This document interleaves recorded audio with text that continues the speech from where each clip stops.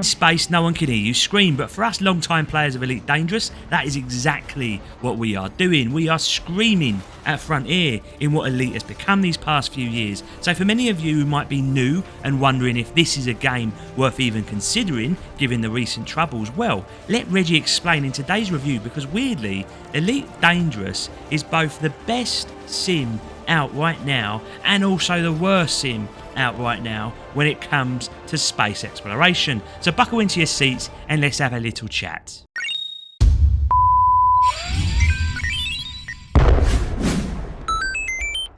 So let's get to it, my pedigree chums. Elite Dangerous as we know it today released back in 2014, but this was a remake of Elite from 1984, which many consider the gateway for modern day space simming, and it was revolutionary, people. Whilst graphically it might not look much today, back then it offered the scale of space few had witnessed before, and it was done so with such polish. So we come on to modern day Elite Dangerous, which gives you an area of 13.8 million cubic light years to explore, with 20,000 inhabited systems and a whopping 66,000 outposts, starports and stations to visit. Google is my friend. For new players, this might seem daunting and seem a ridiculous feat to try and explore all of that, but recognise that in 2019 only 0.042% of the map had actually been visited by players, and that has risen to 0.05% come January 2022. And that for Reggie is a really important part of Elite's appeal, because I want my space games to feel massive and take me to the unknown. So for new players, know what lies before you is a journey more than a destination. How fucking poetic is that? This is all well and good, Reggie, but what the is there to actually do in Elite Dangerous? Great question, lads, as undeniably Elite Dangerous offers hundreds of hours of play. In the Milky Way map, you can explore with others via an always online connection, but fear not, because whilst this makes it a more breathable and living universe, if you are sick of griefers or twats giving you a hard time, you can simply switch it to the solo universe that is only populated with NPC characters. What a great little feature, and I wish more online games would offer this. And so you start out your journey in a crappy little ship with very little instructions given to you other than a very basic tutorial, and it will take time to learn on how to get from point A to B, which is done via hopping between stars. Now these jumps effectively load in a new star system each time, where you can then explore the planets or spaceports found within, and the goal is really about getting bigger and better ships, growing your reputation with factions, doing missions until you've got a mega ship with all kinds of exciting shit on it. And boy, do you feel like you have a big penis when you're bowling it around space in your pimped up spaceship. And this is all achieved through a raft of free choice. You could explore the universe, requiring you to map planets which have been unexplored or mapped star systems. You can go into the very vast depths of the Milky Way where there is nothing but sheer blackness, and I'm talking hours upon hours of jumping from one star system to the next as you venture out into the void. That data can then be sold for hard-earned cash for upgrades for your ships. Then you have bounties which require you to shoot down targets, track the little scallywags across the systems. It's high adrenaline stuff and requires you to master some key elements of your ship. Then there is mining, which Reggie here, he personally loves it, as you float into asteroid belts and hunt out rich minerals where rocks blast from within, creating satisfying jolts to your ship.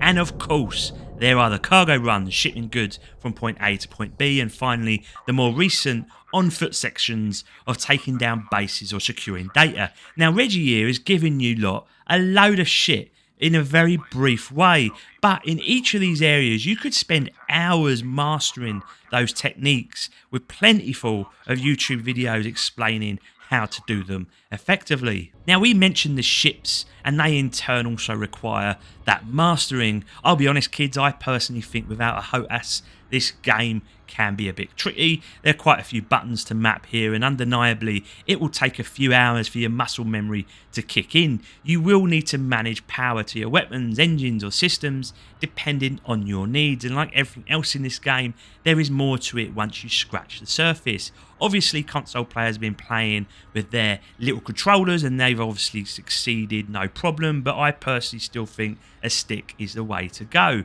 So far then, what I've explained to new players and indeed returning players is a universe filled with hundreds of hours of sheer delight. So Reggie, why the fuck then is everyone complaining about shit? Because what I'm hearing here is a game that has a foundation where it can only grow.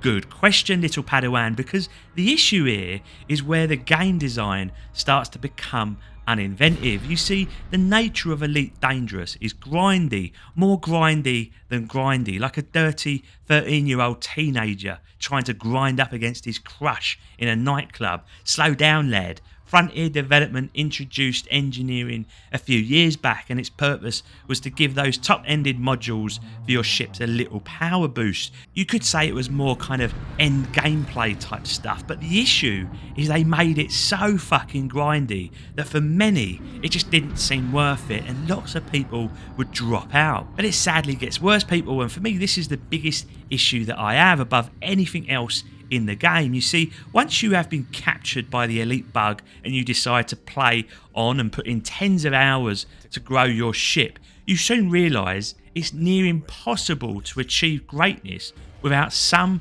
key community mods. So for example, I just mentioned the grindy nature of engineering. Well, thankfully there is a simple mod out there which connects to your game that can track the items you need for the improvements, and it's a lifesaver, people. And even with this mod active, it will still take bloody hours of grinding, but it is a vital if you are serious about doing so. And then comes the other key mod, which works in conjunction with the website Inara, which provides you your location in the Milky Way and tells you what is nearby. So for example, it will show you the nearest starport to your location or where you can buy or sell certain goods. To say it's indispensable is an understatement. As I mentioned earlier, the universe is bigger than Zelensky's balls of steel. Good lad he is, and so you almost need this to function properly. Don't forget, people, you can fly in a spaceship with technology that travels at the speed of bloody light, but for some reason you do not have a built-in system that can provide a stock market like ticker of galactic pricing. What really pisses Reggie off is that I bet even the bloody developers of this game play with these community mods, because it really is impossible not to as you get deeper into it. That in itself sums up how convoluted Elite Dangerous has become, and I'd argue there is so piss poor explanation for new players in terms of the game mechanics and what the hell is going on that many will just get turned off by it. I personally learned everything from some quite excellent YouTubers out there and was able to learn that way, but it bothers me that so many games these days offer such terrible and, more importantly, uninteresting tutorials. Likewise, there is a shout of desperation from the community to better the more standard features in the game, in particular exploration, which is a major delight for many of you. With the advent of the on-foot exploration through the latest DLC, you would hope that there was something in this, but instead so much is now focused around combat, in particular with those on-foot areas, that you start to feel the potential of what Elite could offer goes down a one-track path. Speaking of which, Elite is in essence split into three components, which is of course the base game. Then there was the first DLC called Elite Horizons, which offered the ability to land on planets, which is now of course free, and now we have the latest DLC called Odyssey, and that gives us a first person mode on planets. And frankly, the latter has been an unmitigated disaster. The problem is this, people: if you're going to make it very combat focused, then make it sharp, make it snappy, make it highly functional. In a day and age of Halo, Battlefield, Call of Duty, our expectations differ. Now, I'm not saying that Elite Dangerous Odyssey needs to even compete or compare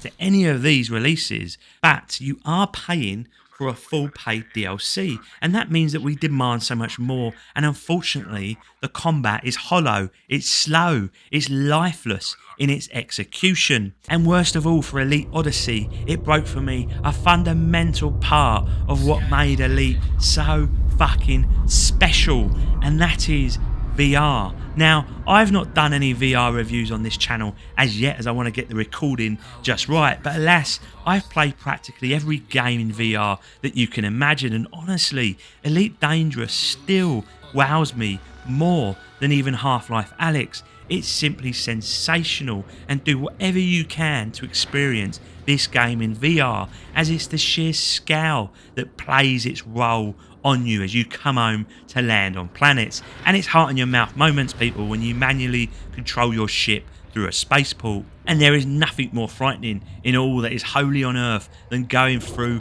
a neutron star for an additional jump boost in VR mode. Generally terrifying stuff, so much so that I would torture Frank the Mank by doing it. And so because of Elite Odyssey and the technical limitations, they've actually been unable to transfer over the on-foot elements into VR, and instead what happens when you're using a headset is you just get a flat screen. Now, I will say this is not as bad as Reggie thought it would be, and it is totally playable in this way, which, you know, as you hop from one mode to the next on your headset, it's okay. So you go into your ship and up pops the immersion again. However, it is still a huge letdown in that they've taken something so bloody special and ruined it. And that's the other sad part about it, people, because I still think it looks incredible in its own beautiful way. When you traverse across the expanse of a star system and you come to a rocky planet with a thin atmosphere,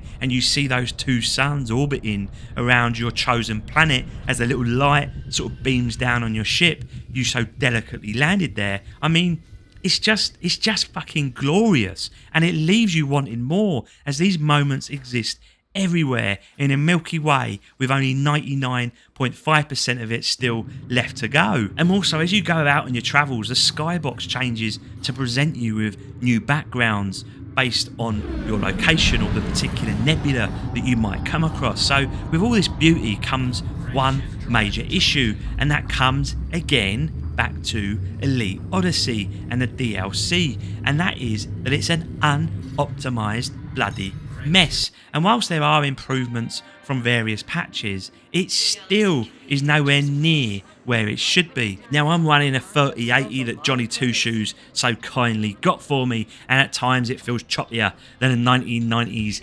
ADSL porn modem movie. As for sound, it's a stellar affair with some lovely operatic music fading in on key moments, such as when you land your ship at a space station, or how you'll be fizzing along in outer space and the music ramps up into an almost classical techno mix. It's very sci-fi and very space-like, and I'm here for it. The best aspects, though, are the moments of terror, when you are getting intercepted in spaceflight, or when your ship systems start failing as you enter a neutron star. It's shit in your mouth moments that add so much, but for me the best sounds come from deep core mining as asteroids explode with a deep boom that reverberates around your ship. With headphones, Elite Dangerous is an eargasm. And so the conclusion is really one of a game littered with clouds and silver linings, or turds rolled in glitter. In parts, Elite Dangerous is the ultimate space sim and offers perfection in many areas, and in others it's a grandiose mess which only seems to get worse with each major release, with the latest nonsense being that loyal console players being left out in the cold with further future updates and support. And that hurts, Reggie, because Elite Dangerous, in my eyes, even with all this wank attached to it, is still the best space sim out there, and so you can't help but feel sadness by watching its slow demise. And with that, ladies and gentlemen, have a lovely day. Reggie out.